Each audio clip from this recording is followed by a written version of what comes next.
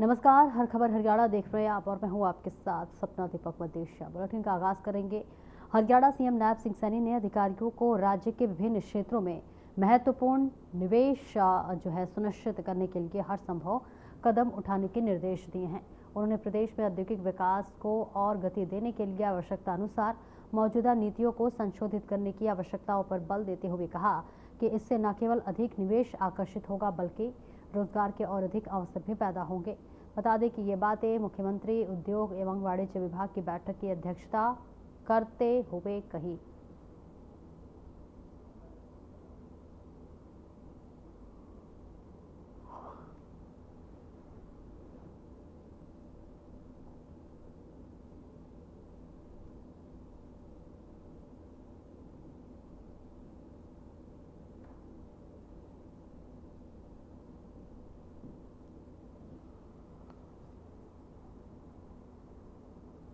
और आम आदमी पार्टी के प्रदेश अध्यक्ष सुशील गुप्ता बीजेपी पर दिल्ली में बाहुबल पैसा मैनिपुलेशन और धांधली के बल पर विधानसभा चुनाव जीतने का आरोप लगाया है।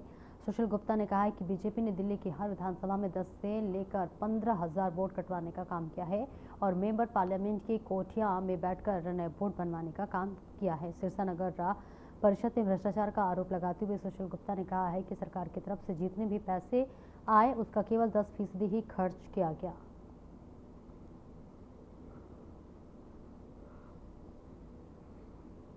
आज इनके कार्यालय का उद्घाटन किया। आम आदमी पार्टी के सारे वरिष्ठ साथियों से लगभग पिछले 1-1.5 घंटे से चर्चा की। अलग अलग वार्ड में अलग अलग साथियों की ड्यूटी लगाई, डोर टू डोर का प्रोग्राम बनाया और पूरी मेहनत और शिद्दत के साथ सिरसा में फैले हुए भ्रष्टाचार के खिलाफ दो परिवारों की जो आधिपत्य है सिरसा के ऊपर, उनका कब्जा उखाड़ने के लिए आम आदमी पार्टी एक आम कार्यकर्ता कविता। और आगे बढ़ेंगे जहां पर आपको बताते चले कि खबर सिरसा से है, जहां पर पूर्व मंत्री और BJP supremo Gopal Kanda, ward number 7 में सुमन शर्मा और वार्ड नंबर 18 में अजय शिवपुरा का कार्यालय उद्घाटन में पहुंचकर मंत्री गोपाल कांडा ने नगर निगम चुनाव को लेकर बड़ा बयान जारी करते हुए कहा है कि छोटी सरकार बनाकर बड़ी सरकार की हिस्सेदारी डालने का अवसर मिला है। देश प्रदेश और सिरसा में कांग्रेस का अब कोई भी वजूद नहीं है। इस दौरान पूर्व मंत्री ने सिरसा नगर परिषद चुनाव में बीजेपी हलोपा के संयुक्त उम्मीदवारों के लिए वोट की अपील की थी। गोपाल कांडा ने साथ ही नगर परिषद चेयरमैन उम्मीदवार शांति स्वरूप भी रहे मौजूद।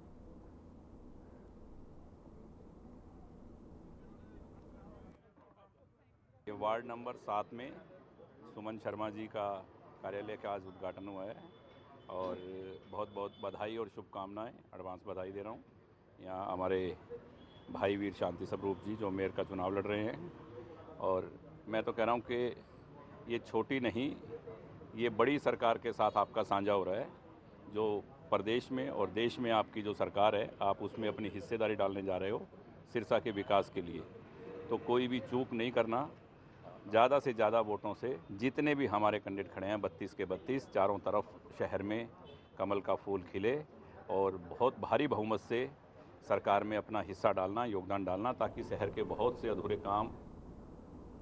हरियाणा के मुख्यमंत्री के अतिरिक्त प्रधान सचिव डॉक्टर साकेत कुमार ने सिविल सचिवालय में ग्रामीण चौकीदार संघ और पदाधिकारियों के साथ बैठक हुई है। दरअसल आपको बताते चले कि ये बेहद महत्वपूर्ण बैठक बताई जा रही है और इसकी अध्यक्षता उन्होंने की है और इसके साथ ही उन्होंने आश्वासन दिया है कि चौकीदारी के रिक्त पदों को भरने की प्रक्रिया जल्द शुरू की जाएगी। इस मौके पर चौकीदारों ने अपना मांग पत्र भी सौंपा। इस दौरान जानकारी दी गई है कि प्रदेश में 7,301 चौकीदारों के पद हैं, जिसमें से 4,927 चौकीदार काम कर रहे हैं और 2,374 चौकीदारों पर रिक्त पद हैं। चौकीदारों ने बताया कि मृत्यु के रिकॉर्ड दर्ज करने पर पोर्टल ठीक कार्य नहीं कर रहा है और चौकीदारों की वेतन संबंधी समस्याएं भी आ रही हैं। इस पर मुख्यमंत्री के अतिरिक्त प्रधान सचिव डॉक्टर साकेत कुमार ने कहा है कि चौकीदारों की परेशानियों का जल्द से जल्द समाधान किया जाएगा।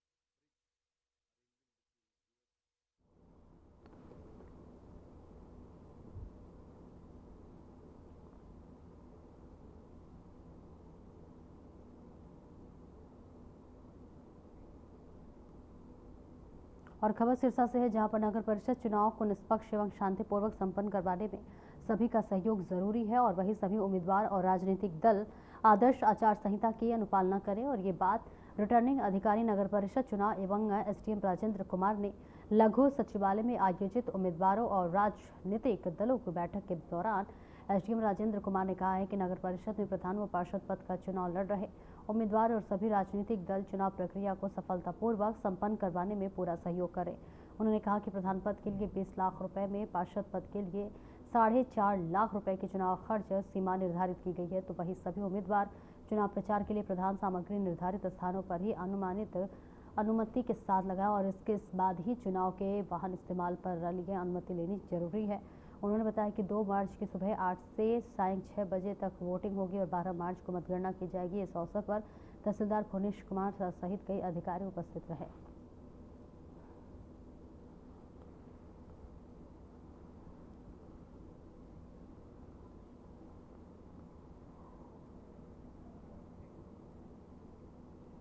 चरखी दादरी जिले के गांव कल्याणा माइनिंग क्षेत्र में डंपर के नीचे आने से एक 26 वर्षीय प्रवासी श्रमिक की मौत हो गई। थाना झोंझुकला एसएचओ बलवान सिंह ने बताया है, जानकारी देते हुए कि पुलिस कंट्रोल रूम में सूचना मिली थी कि कल्याणा क्रेशर जोन में डंपर के नीचे आने से एक बाइक सवार युवक की मौत हो गई। जिस सूचना पर पुलिस कर्मचारियों के साथ मौके पर पहुंचे हैं और डंपर व बाइक को कब्जे में लेकर संबंधित धाराओं के तहत केस दर्ज करके कार्रवाई शुरू कर दी है। उन्होंने बताया कि शव को पोस्टमार्टम के लिए चरखी दादरी सिविल अस्पताल भिजवाया गया है। एसएचओ बलवान सिंह ने बताया है कि मृतक उत्तर प्रदेश के बांदा जिले का निवासी था और कल्याणा स्थित स्टोन क्रशर पर खाना बनाते समय काम करता था। पुलिस ने मृतक के भाई के बयान के आधार पर अज्ञात वाहन चालक के खिलाफ केस दर्ज कर लिया है और जल्दी आरोपी उप चालक की गिरफ्तार किया जाएगा, जिसके लिए पुलिस टीम जांच में जुटी हुई है।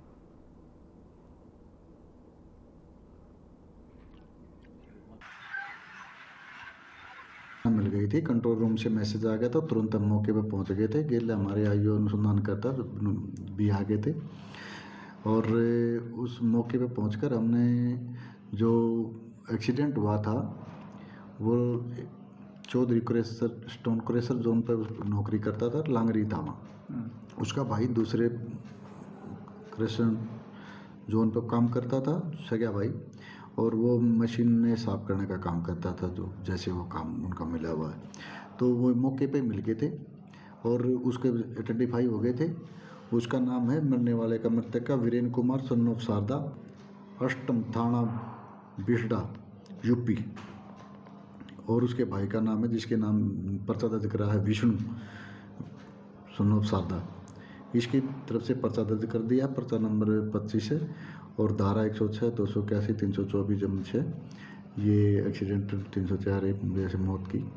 तो ये ट्रक के जोड़े के नीचे आने से इसकी मौत हुई है। मोटरसाइकिल इसकी मौके पे पड़ी। और खबर पिहोवा से है, जहां पर शहर में एक दर्दनाक सड़क हादसे में गुजरान निवासी सन्नी की मौत हो गई। आपको बता दें कि जब सन्नी अपनी मोटरसाइकिल से आईटीआई पिहोवा जा रहा था, सहदेव ज्वेलर्स के पास तेज रफ्तार में आ रहे डंपर के चालक ने लापरवाही से वाहन चलाते हुए मोटरसाइकिल को टक्कर मार दी। टक्कर मारने से सन्नी डंपर के नीचे आ गया। घटना के बाद डंपर चालक मौके से फरार हो गया। गंभीर रूप से घायल सन्नी को बालाजी अस्पताल ले जाया गया, जहां पर प्राथमिक उपचार के बाद डॉक्टरों ने उसे पीजीआई चंडीगढ़ रेफर कर दिया। इलाज के दौरान सन्नी ने दम तोड़ दिया। मृतक के चाचा धर्मपाल व अन्य परिजनों ने डंपर चालक के खिलाफ सख्त कार्रवाई की मांग की है। तो वही मामले की जानकारी मिलते ही पुलिस ने जांच शुरू कर दी है। एसएचओ थाना पिहुआ ने बताया है कि पीड़ित परिवार को शिकायत पर अज्ञात डंपर चालक के खिलाफ मामला दर्ज कर लिया गया है और जल्द ही आरोपी को गिरफ्तार कर लिया जाएगा।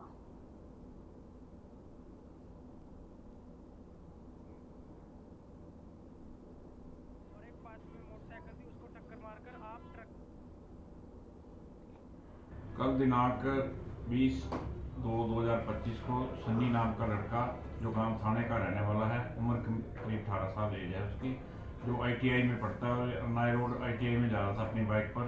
जब यह पेवा चौक से थोड़ा आगे बस स्टैंड की तरफ पहुंचा तो एक डंपर HR58A1941, जिसने उसकी बाइक को साइड से टक्कर मार दी, जिससे वो बाइक समेत नीचे गिर गया और जो अपना डंपर के पिछले दोनों टायर उसकी टांगों और बाइक के ऊपर से निकल गए, जिसको यहाँ से पीजीआई रेफर कर दिया था।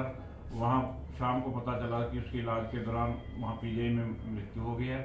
डंपर चालक के खिलाफ हमने मामला दर्ज कर दिया है और जो अपना आयु है वो उसका पोस्टमार्टम करवाने के लिए। और खबर सिरसा से है, जहां पर शहर की अनाज मंडी में निवासी एक महिला ने कालावली निवासी प्रदीप जैन पर धोखे से उसकी प्रॉपर्टी हड़पने का आरोप लगाया है। दरअसल रेणु जैन ने मीडिया से बातचीत करते हुए बताया है कि 2004 में उसकी माता ने कालावली में 650 गज जमीन प्रदीप जैन से खरीदी थी। प्रदीप जैन ने उक्त 650 गज जमीन और आसपास की जमीन मिलाकर कई प्लॉट काटे और कागजातों पर झूठे हस्ताक्षर करवाकर प्लॉटों को बेच दिया और इस संबंध में पुलिस को भी शिकायत दी गई है, लेकिन कोई भी सुनवाई नहीं हुई। इसके बाद 2015 में उन्होंने डाबोली कोर्ट में केस दायर किया और एक रिट भी दाखिल की, लेकिन आज तक प्रदीप जैन के खिलाफ एफआईआर दर्ज नहीं की गई है। इस मामले में तुरंत संज्ञान लेते हुए धोखाधड़ी करने वाले प्रदीप जैन के खिलाफ केस दर्ज कर मामले की जांच की जाए ताकि पीड़ित महिला को न्याय मिल सके। तो मैं 8 साल से डाबोली धक्के क्यों खा रही हूँ, इतनी परीक्षा और इतनी कठिन तैयारी क्यों कर रही हूँ। हमने कोई साइन नहीं किए कागज, मेरी मम्मी और मैंने, इन्होंने फ्रॉड कर रखे। मुझे पूरा अन्याय दिया जाए और मुझे प्लीज आपके हाथ जोड़ के प्रार्थना, मेरी आवाज उठाई जाए। और वो जो प्रदीप ने झूठे साइन और मेरे और मेरी मम्मी के कर रखे हैं कि हमने इसको प्लाट देने का, बेचने का इसको वो दे रखा है, ये बिल्कुल ही झूठ है। ये रजिस्ट्री इंतकाल पत्र नए हैं, अभी निकलवाए हैं और ये सब कुछ बोल रहे हैं। इससे ज्यादा मैं क्या बोलूं। वो मेरी मम्मी के मामा जी का धोता है, रिश्तेदार पड़ता है हमारा। हमने उस समय 4 लाख इसको प्रदीप को दिए थे और इसने करोड़ों का 2013 में हमारे साथ। जन स्वास्थ्य विभाग की उदासीनता के चलते स्थानीय कृष्णा कॉलोनी वासी दूषित पानी पीने को मजबूर हैं। आपको बता दें कि यह पानी किसी गंदे नाले का नहीं बल्कि यह पीने का पानी है जो कई दिनों से कृष्णा कॉलोनी क्षेत्र में आ रहा है। इस बीच क्षेत्रवासियों की माने तो इस पानी को पीने से बुजुर्ग बीमारियों में ग्रस्त हो रहे हैं और साथ ही बच्चों पर भी इसका असर पड़ रहा है और बच्चे पर खतरा मंडरा रहा है। और ऐसे में कॉलोनी वासियों द्वारा कई बार शिकायत की गई है और वही अब क्षेत्रवासियों ने प्रशासन से गुहार लगाते हुए कहा है कि प्रशासन से गुजारिश है कि जल्द ही इस समस्या से निजात दिलवाई जाए।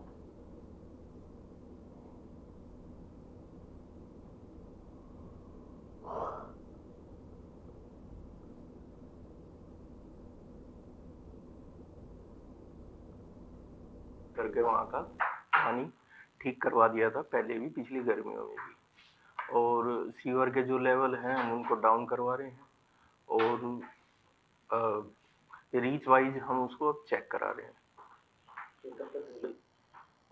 जनरली इन तरह की समस्याओं में 15 से 20 दिन हमें लग जाते हैं। इससे पहले हमने विजयनगर में भी ठीक करवाया था, उसमें भी थोड़ा जैसे लाइनें गहरी हैं और उसको मतलब 15-20 दिनों में हम इसको करवा देंगे। मेरा नाम उषा है और मेरे छोटे छोटे 2 पोता पोती हैं। इस पानी की वजह से वो दोनों बीमार रहते हैं। वो कुल्ला भी नहीं करते, नहाते हैं तो कहते हैं दादी पानी गंदा है, हम नहीं नहाते। हाँ, हमारी इस समस्या को सही किया जाए।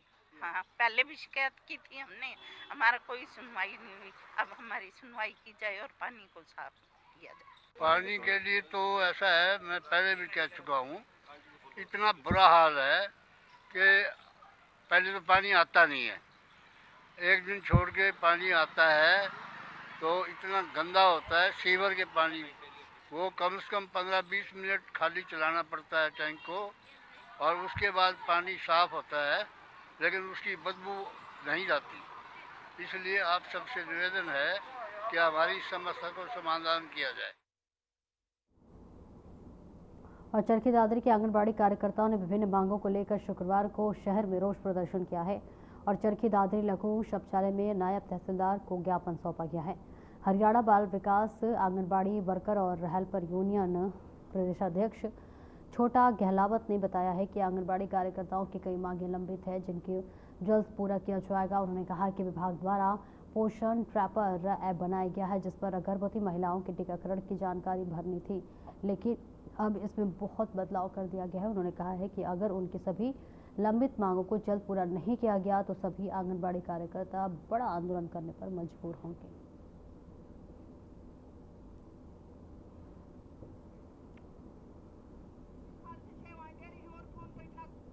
मेन मुद्दा कोई नहीं है, नहीं सरकार से हमें मांग कर रहे, लेकिन जो हमारे एक सरकार ने पोषण ट्रैकर ऐप बनाई थी, उस पोषण ट्रैकर पर पहले बोला गया था कि इस पर पोषण ट्रैकर पर आप हाइट वेट भरो, टीकाकरण करो, लेकिन उसमें आए दिन नया नया वर्जन चेंज कर देते हैं। उसमें लाभार्थी की फोटो खींचो और उसमें एक लाभार्थी को 100 ग्राम खाना देने के लिए डेली लाभार्थी कौन आएगा। जब एक गांव में नई बहू आ जाती है और वो प्रेग्नेंट होती है, उसकी फोटो खींचने के लिए हम असमर्थ हैं, क्योंकि घरवाले दादी नानी जो बुआ जो भी चाची ताई होती है वो राशन लेने के लिए आती है। या तो सरकार उस वर्जन में ये करे भी कोई भी आता है तो उसका फोटो कैप्चर करो, लेकिन जो अन्यथा ये वर्जन है ये बंद किया जाए। और वही Haryana contractual college teacher association की प्रेस वार्ता की। संगठन के प्रधान ने कहा है कि हम 2010 से 2017 तक हरियाणा के कॉलेज में एक्सटेंशन लेक्चरर पद पर सेवाएं दे रहे हैं। 2021 में राजस्थान की OPJS यूनिवर्सिटी से PhD की मंजू ने सरकार से आग्रह किया है कि उसे एलिजिबल कैटेगरी से निकालकर एलिजिबल कैटेगरी में कर दिया गया है, जहां पर लेकिन सरकार ने कोई भी ध्यान नहीं दिया और इसके बाद उसे कोर्ट जाना पड़ा। कोर्ट जाने के बाद सरकार ने उसे अपनी सेवाओं से मुक्त कर दिया और कहा है कि OPJS यूनिवर्सिटी से PhD वैलिड नहीं है। लेक्चरर हरियाणा स्टेट के गवर्नमेंट कॉलेजेस में काम कर रहे हैं। 2010 से 17 तक हमने अलग अलग सालों में जो है एंट्री की है। हमारी अगर एंट्री की बात करूं तो प्रॉपर चैनल से अखबार में एडवर्टाइजमेंट, इंग्लिश और हिंदी के न्यूज़पेपर में एडवर्टाइजमेंट हुई है, इंटरव्यू हुआ है, कमेटी बनी है, एक्सपर्ट बैठे हैं और एक बार नहीं बल्कि हमने 2015 तक तो हर साल जो है इंटरव्यू दिया है और एक डिस्ट्रिक्ट से दूसरे डिस्ट्रिक्ट में जाके भी हमने अपने आप को फाइट किया है, कंपटीशन में आए हैं, तब जाके हमने जो था ज्वाइन किया था। शुरुआत में हमें जो था रेमुनेशन के नाम से 200 या 250 रुपीज़ जो है पर पीरियड दिया जाता था। 2017 में एक फिक्स रेमुनेशन जो है लेना शुरुआत किया। सरकार ने उसमें हमारा बहुत सहयोग दिया, डिपार्टमेंट भी उस टाइम हमारे साथ था और 2017 की 20 जुलाई 2017 को हमें 25,000 रुपये पर मंथ जो है देना शुरू किया। नानौल नगर परिषद द्वारा शहर के 2 प्रमुख मार्गों और बाजार में सड़क के पुनः निर्माण का कार्य करवा रही है और इसके निर्माण पर तकरीबन 4 करोड़ रुपए की लागत का अनुमान है, लेकिन ठेकेदार द्वारा कार्य में की जा रही देरी के चलते जहां पर दुकानदार परेशान हैं, आम लोग भी काफ़ी परेशान नजर आ रहे हैं। लगभग 4 करोड़ रुपए की लागत से बनने वाले ये दोनों ही सड़क मार्ग को शीघ्र पूरा करवा दिया जाएगा।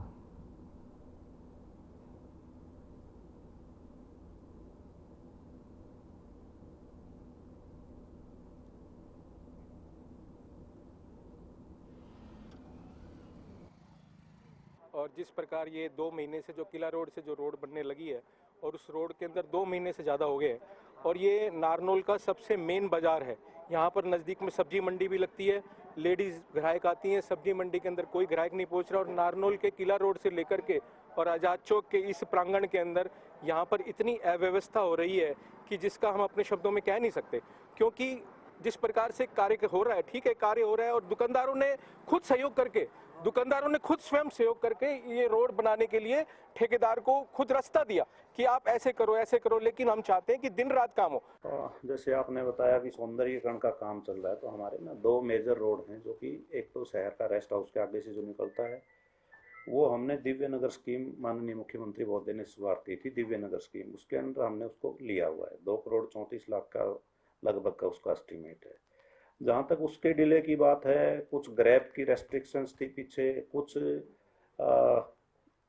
शादियों का प्रोग्राम था, तो उस वजह से मार्केट को डिस्टर्बेंस का भी कुछ इश्यू था। मानते हैं ग्रैब के कारण ना 1.5-2 महीने हमारा कार्य डिले हुआ है। मेरा नाम संजय कुमार है जी। मैं कहता हूँ ये बाजार की पूरी सड़क खराब हो रही है जी। 2-2.5 महीने हो गए, क्योंकि कोई आने जाने की व्यवस्था नहीं है। कोई गिर जाएगा, किसी का हाथ पाँव टूट जाएंगे तो रास्ता हो जाएगा। इसके लिए जल्दी से जल्दी दिन रात करके काम किया जाए। हाँ जी, ग्राहक नहीं आते बाजार में बिल्कुल जी। दुकानदार अपने खाली बैठे रहते हैं। दुकानदार ग्राहक आएंगे जी, ऐसे पानी भरा और ऐसे रोड फुटने से कौन ग्राहक आएगा जी बाजार में। 2 महीने से ये नगर पालिका का रोड बनाने का काम चल रहा है, ये बहुत लेट हो गया है और सुविधा नहीं है, कोई भी आने जाने की सुविधा नहीं है, ग्राहक नहीं आ रहे। ब्याह साहब का टाइम है, और ऐसा हालत हो गई है कि यहाँ सब सुनसान रहने लग गया, खड्डे हो गए, पानी भर गया है। इसको जल्दी से जल्दी कराया जाए। मांग जल्दी दिन रात काम करा जाए, तुरंत बनाया जाए इसको जल्दी से। तो शाम के कई इलाके में फरवरी के अंतिम सप्ताह में घने कोहरे की चादर छाई हुई है। दरअसल आपको बता दें कि कोहरे के कारण जनजीवन काफी प्रभावित हुआ है। सड़कों पर वाहन रेंग कर चलते हुए नजर आ रही है, तो वहीं इसके साथ ही बहुत कम विजिबिलिटी रही है, जिस कारण वाहन चालकों को काफी परेशानियों का सामना करना पड़ रहा है। लोगों का कहना है कि कोहरे के कारण उन्हें काफी परेशानियों का सामना करना पड़ रहा है। कोहरे के कारण अचानक तापमान में भी गिरावट दर्ज की गई है और वहीं दूसरी तरफ अधिक किसानों के चेहरे खिल गए हैं, जहां कोहरे के कारण उन्हें आने वाले फसलों में फायदा होगा।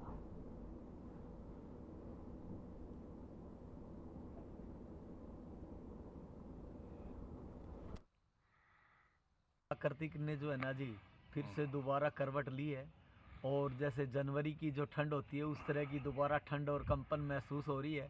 और मैं गलती से है ना जी टोपी भी नहीं करके आया और कपड़े भी थोड़े इस हिसाब से डाले हुए थे मैं जी। सर्दी कम होगी लेकिन सर्दी बहुत ज़्यादा है जी। इससे फसलों को भी फायदा होगा जी।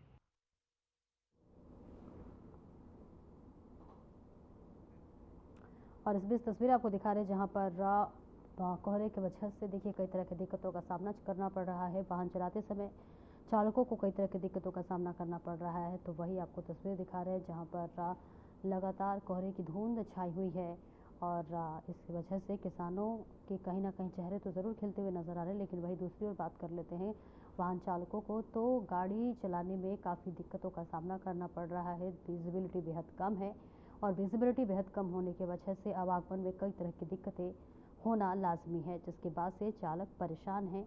और इस बीच तस्वीरें आपको दिखा रहे हैं जहां कोहरे की एक धुंध दिखाई दे रही है आसमान में और एक तरफ किसान इस धुंध को लेकर खुश है, तो वहीं दूसरी तरफ वाहन चालकों को इस धुंध की वजह से विजिबिलिटी बेहद कम होने की वजह से कई दिक्कतों का सामना करना पड़ रहा है। कोहरे की वजह से जो जनजीवन है वो यहाँ पर अस्त व्यस्त होता हुआ नजर आ रहा है। जाती हुई ठंड का जिक्र कर ले तो ऐसे में कोहरे है वो अपना जो है मार दिखाता हुआ नजर आ रहा है, जिस वजह से वाहन चालकों को बहुत सी दिक्कतों का सामना करना पड़ रहा है। खासतौर से उन लोगों को जो सुबह सुबह दफ्तर जाते हैं उन्हें भी दिक्कतों का सामना करना पड़ रहा है।